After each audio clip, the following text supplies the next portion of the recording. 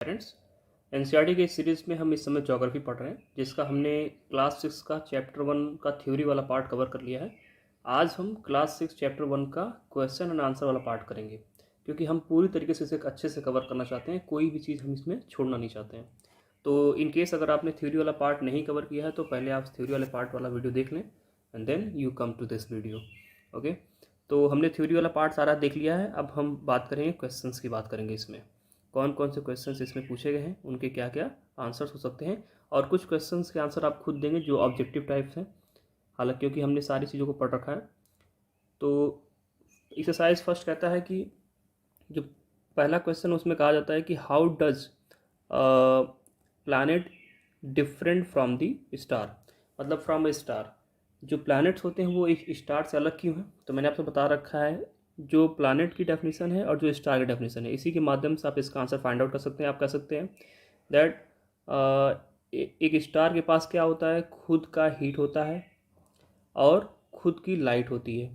तो जब एक स्टार के पास ये सब चीज़ें होंगी तो वो क्या होगा, खुद से एमिट करेगा हीट और लाइट को।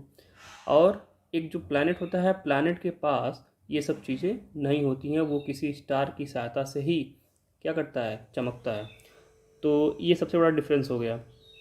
साइज़ में भी डिफरेंस होता है। जो स्टार होते हैं वो काफ़ी बड़े होते हैं साइज़ में, प्लैनेट्स जो होते हैं वो छोटे होते हैं कंपैरेटिवली। तो सबसे मेजर जो डिफरेंस है कि इनके पास खुद का अपना हीट और लाइट होता है और प्लैनेट के पास नहीं होता है। This is the major difference. Okay, the second question is what is mean by the solar system. Solar system का मतलब क्या है? तो सोलर सिस्टम का मतलब है एक सन है और हमारे 8 प्लैनेट हैं और उसके साथ साथ सैटेलाइट्स हैं ढेर सारे, एंड देन एस्टेरॉयड्स हैं, मीटेरॉयड्स हैं। ये चीज़ें मिल करके क्या करते हैं, सोलर सिस्टम बनाते हैं, जिसमें कि सन क्या है, हेड के तौर पे इनका यहाँ पे विराजमान है। तो ये होता है solar system. Now the next question is name all the planets according to their distance from the sun. अब मैंने आपको एक फॉर्मूला बता रखा था इसके लिए, that my very efficient mother just served us nuts. तो M का मतलब हो गया मरकरी, V का मतलब हो गया वीनस, E का मतलब हो गया अर्थ, M का मतलब हो गया मार्स, J का अर्थ Jupiter, S means Saturn, U means Uranus, N means Neptune. तो इसके माध्यम से आप ये देख सकते हैं कि ये सारे जो है ना एक क्रम में है। ये सन है तो इस सन से एक क्रम में जो डिस्टेंस इन सब की बनती है उस अनुसार इनको बैठाया गया है।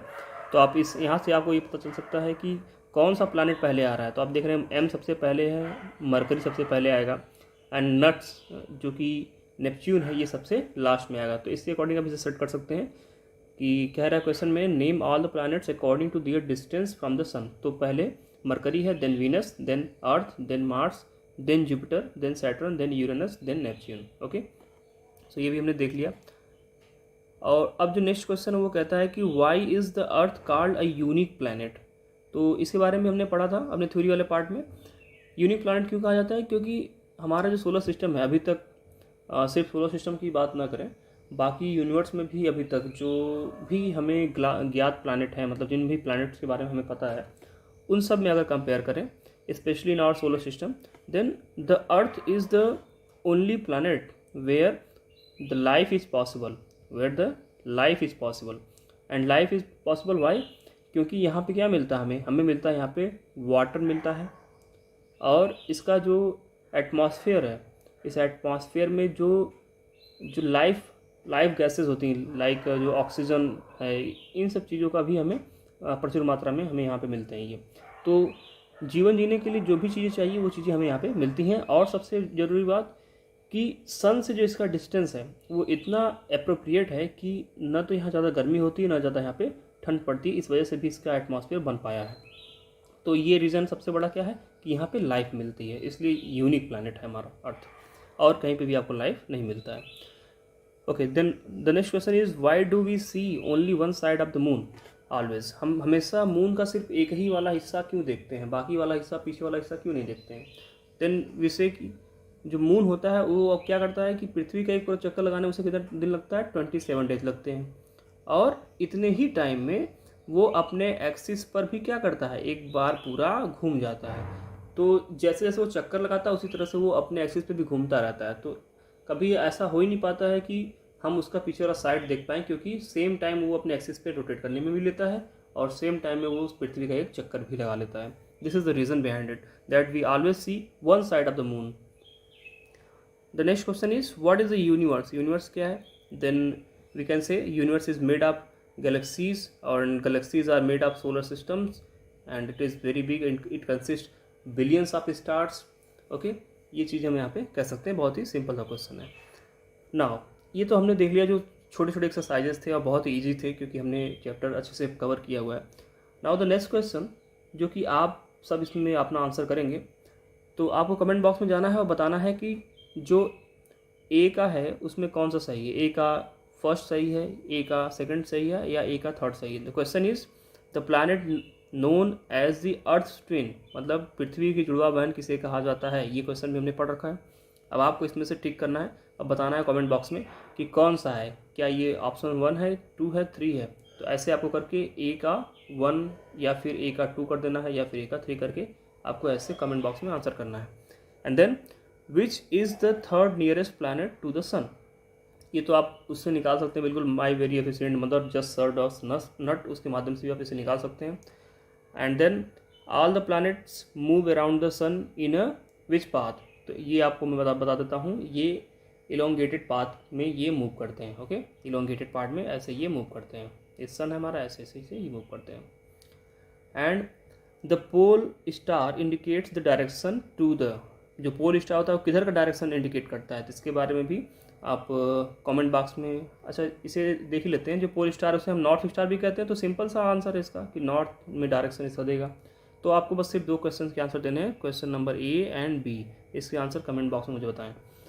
ओके, अब आ जाते हैं फिल इन द ब्लैंक, जिसमें हमें कुछ और क्वेश्चंस देखने को मिलेंगे। एक हमारे पास ऑप्शन वाला और रह गया, asteroids are found between the orbits of. Asteroid कहाँ मिलते हैं, तो ये आपको इसका भी आंसर देना है। सैटर्न और जुपिटर के बीच में मिलते हैं, मार्स और जुपिटर के बीच में मिलते हैं, या फिर अर्थ और मार्स के बीच में मिलते हैं। इसका भी आप आंसर अपने कमेंट बॉक्स में देंगे। Now the fill in the blank कहता है a group of dash forming various pattern is called a. तो इसे कह सकते हैं group of stars forming various pattern are called क्या, कॉन्स्टलेशन कहलाते हैं। कॉन्स्टलेशन बारे में, नक्षत्र के बारे में पढ़ रखा है ना, ये वही कहलाते हैं। Then the next question, a huge system of stars is called, क्या कहलाता है जिसमें ढेर सारे स्टार्स हों, उसे कहते हैं हम गैलेक्सी कहते हैं, जैसा कि आपने देख रखा है। ऑप्शन सी कह रहा है dash is the closest celestial body to our earth. हमारे अर्थ का सबसे क्लोज में सेलेस्टियल बॉडी कौन सा है? ऑब्वियस सी बात है, सबसे क्लोज में हमारे क्या है, मून है। Dash is the third nearest planet to the sun. तो हमारे प्लैनेट के सबसे नज़दीक तीसरा प्लैनेट कौन सा है? हमारे सन के सबसे नज़दीक तीसरा प्लैनेट कौन सा है? तो माई वेरी एफिशिएंट।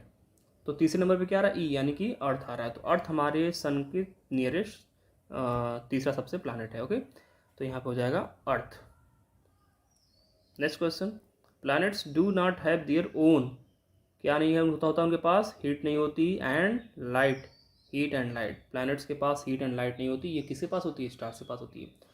तो डियर फ्रेंड, ये बहुत ही छोटा सा एक हमारा चैप्टर रहा जिसे हमने कवर कर लिया। तो आज ज्योग्राफी NCERT का क्लास 6 का चैप्टर नंबर 1 आपका थ्योरी पार्ट और क्वेश्चन आंसर पार्ट दोनों ही हमने अच्छे से कवर कर लिया। इन 2 वीडियोस को देखने के बाद आज आपको कभी ऐसा महसूस नहीं होगा कि आपको NCERT के इस चैप्टर से कहीं भी क्वेश्चन को सॉल्व करने में कोई प्रॉब्लम हो रही है। आप आराम से क्वेश्चंस को सॉल्व कर पाएंगे, चाहे वो थ्योरेटिकल पार्ट हो, चाहे वो डिस्क्रिप्टिव पार्ट हो, चाहे वो ऑब्जेक्टिव पार्ट हो, सब कुछ। और जिन क्वेश्चंस के मैंने आंसर आपसे पूछे हैं उन्हें आप कमेंट बॉक्स में जरूर दें।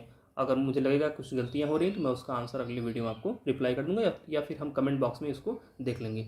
और अगर आप हमारे ग्रुप से जुड़ना चाहते हैं, टेलीग्राम ग्रुप से, तो उसका नाम है स्टडी मंत्राज विद आदित्य। इससे आप जुड़ सकते हैं और इसमें आप अपने क्वेश्चन आंसर, अपने डाउट्स वगैरह पूछ सकते हैं। ढेर सारे एस्पिरेंट्स होते हैं, वे आपस में बातें करते हैं, और अगर आप चाहें तो आंसर राइटिंग प्रैक्टिस भी कर सकते हैं। मैं भी उसमें आंसर्स को देखता हूँ, तो इस ग्रुप से जुड़ करके आप अपना ये सारा काम कर सकते हैं। तो स्टडी मंत्राज विद आदित्य एक टेलीग्राम चैनल है। ओके, इसके साथ एक चैनल और है जिसका नाम है चांसले ये भी एक टेलीग्राम चैनल है, लेकिन ये एक चैनल है, इसमें आप मैसेज नहीं कर सकते हैं, लेकिन जो भी इन्फॉर्मेशन वगैरह डाली जाती है उसको आप यहाँ से गेन कर सकते हैं। तो आप चांसले और स्टडी मंत्रालय दोनों को ज्वाइन कर सकते हैं। तो डियर स्टूडेंट, ये रहा हमारा आज वीडियो। आई होप कि आपको वीडियो पसंद आएगा। इसके बाद मिलते हैं अपने अगले वीडियो में, तब तक के लिए नमस्कार।